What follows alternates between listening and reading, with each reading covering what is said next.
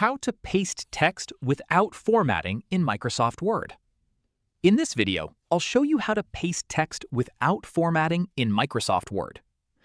When you copy text from a website or another document, it may keep its original font, size, color, and other formatting.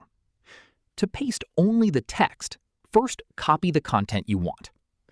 In Word, go to the Home tab and click the arrow below Paste in the Clipboard section. From the menu, select Keep Text Only.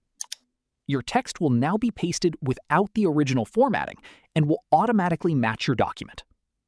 You can also create a keyboard shortcut for this. Go to File, select Options, and choose Customize Ribbon. Then click Customize next to Keyboard Shortcuts. Under Categories, select All Commands. In the Commands list, find and select Paste Text Only. Click the Press New Shortcut key box and press the shortcut you want to use. For example, you can use Ctrl plus Shift plus V. Click Assign, then close the dialog boxes and select OK. Now, whenever you use your shortcut, Word will paste the text without its original formatting. And that's how to paste text without formatting in Microsoft Word.